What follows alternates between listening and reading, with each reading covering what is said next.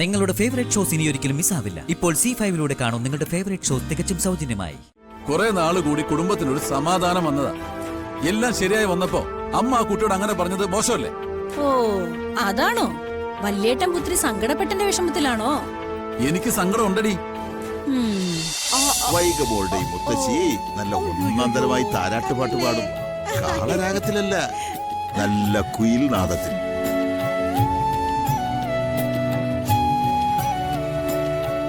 കുഞ്ഞിന്റെ ഈ മുത്തശ്ശനെ മഹാഭാരയാ. വളരുമ്പോഴേ കരുതി നടന്നോണം. ആ താരാട്ട് പാട് രാജലക്ഷ്മി. പണ്ട് ജയരാമനെ പാടി ഉറക്കിയിരുന്ന ആ താരാട്ടുപാട്ട്. ആ പാടാം.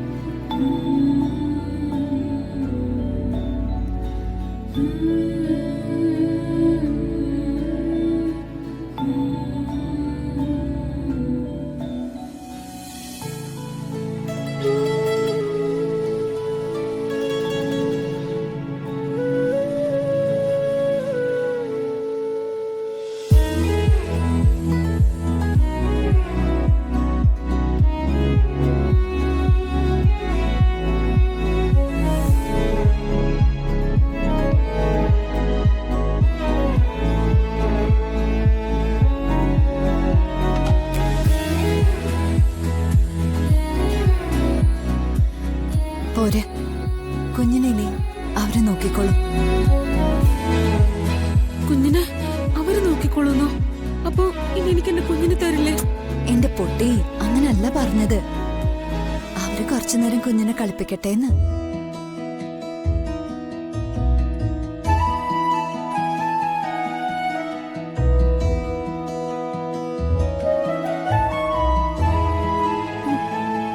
അല്ലമ്മേ, ഞാനിനി ശാപം പിടിച്ചുള്ളാണെന്നും പറഞ്ഞ് കുഞ്ഞിനെ എന്റെ കയ്യിൽ തരാതിരിക്കോ? എന്തൊക്കെയാ ഈ കുട്ടി ആലോചിച്ച് കൂട്ടുന്നത്? എഴുതാപ്പുറം ഒന്നും വായിക്കണ്ട. മോള് വാ.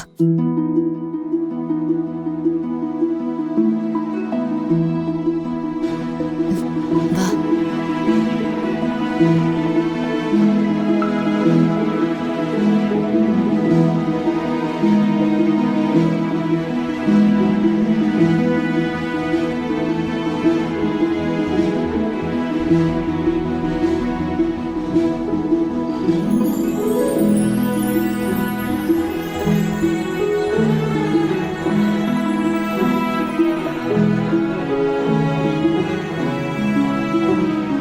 മോളെ മീനാക്ഷി, നീ ആഹാരം കഴിക്കും. എനിക്ക് വേണ്ടമ്മ. അങ്ങനെയൊന്നും പറഞ്ഞാൽ ശരിയാവില്ല. അത്താഴപ്പട്ടിന് കിടക്കാനേ ഞാൻ സമ്മതിക്കില്ല. ഇത് കഴിക്കേ. എനിക്ക് വേണ്ടമ്മ, എനിക്ക് വിശപ്പില്ല. വിശപ്പൊക്കെ ഉണ്ട്, അതൊക്കെ എനിക്കറിയാം. ഒരു കാര്യം ചെയ്യാം, ഞാൻ വാരിത്തരാം. വേണ്ടമ്മ, എനിക്ക് കഴിക്കാൻ പറ്റിയിട്ട് വേണ്ട.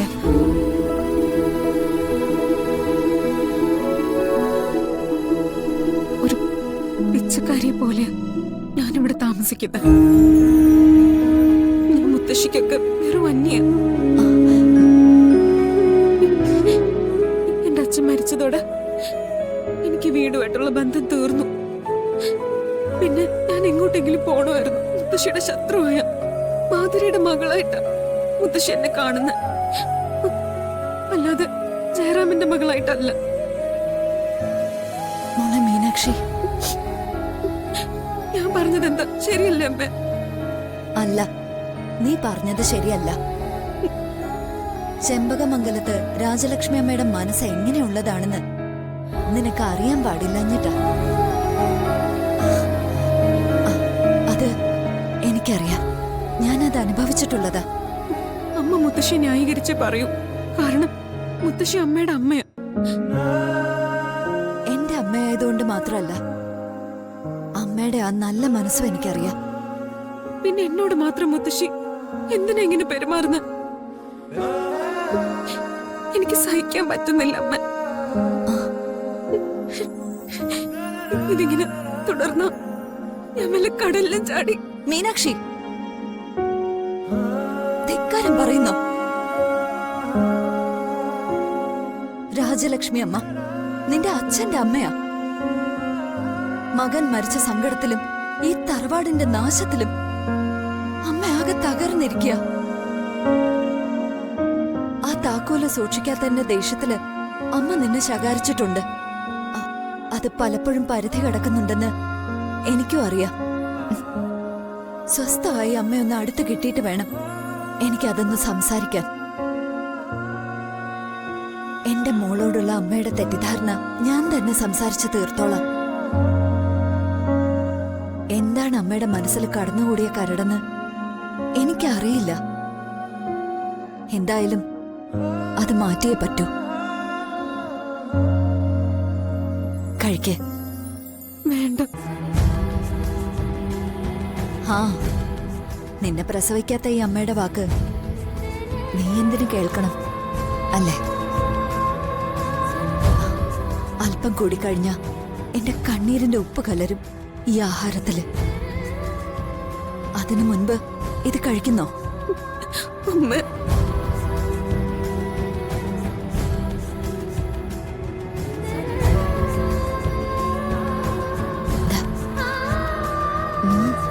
കഴിക്ക.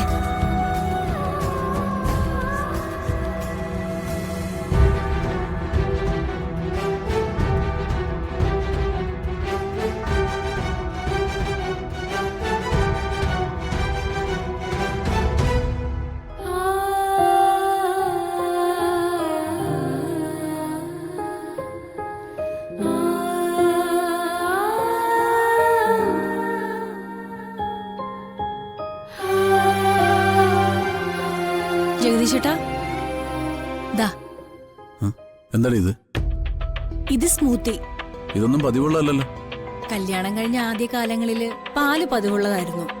പിന്നെ അതൊക്കെ അങ്ങ് മുടങ്ങിപ്പോയി. ദാ കുടിക്ക്. ഇത് പാല് മാത്രമല്ല, ഒത്തിരി ധാന്യങ്ങളുണ്ട്. കുറുക്കിയെടുത്തതാ. Oats, flax seed, chia seed, പിന്നെ ബദാം, ഡേറ്റ്സ്, നട്ട്സ്. എന്നെ പരിപോഷിപ്പിക്കാം, എന്നിട്ട് എന്നെ കുളിപ്പിച്ച് പുതപ്പിച്ച് മൂക്കിലൊരു പഞ്ഞിയും വെപ്പിച്ച് ദൈവടെ കിടത്താൻ. എന്താ ജഗദീശേട്ടാ ഇങ്ങനെ ഏതു നേരവും വെട്ടുപോത്തിനെ പോലെ?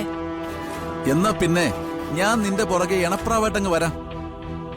മതിയാ? എനിക്ക് നിന്റെ പാലും മഞ്ചാരൊന്നും വേണ്ട. പേടിയാ എനിക്ക്, നിന്നെ മാത്രമല്ല എല്ലാത്തിനെ. പേടിയോ? എനിക്കൊന്നും മനസ്സിലാവുന്നില്ല. എടീ, കുറെ നാള് കൂടി കുടുംബത്തിനൊരു സമാധാനം വന്നതാ. എല്ലാം ശരിയായി വന്നപ്പോ അമ്മ ആ കുട്ടിയോട് അങ്ങനെ പറഞ്ഞത് മോശമല്ലേ? ഓ, അതാണോ? വല്യേട്ടൻ പുത്രി സങ്കടപ്പെട്ടന്റെ വിഷമത്തിലാണോ? എനിക്ക് സങ്കടം ഉണ്ടടി. ഡൗൺലോഡ് ചെയ്യൂ C5 ആപ്പ്. കാണൂ എല്ലാ എപ്പിസോഡുകളും സൗജന്യമായി.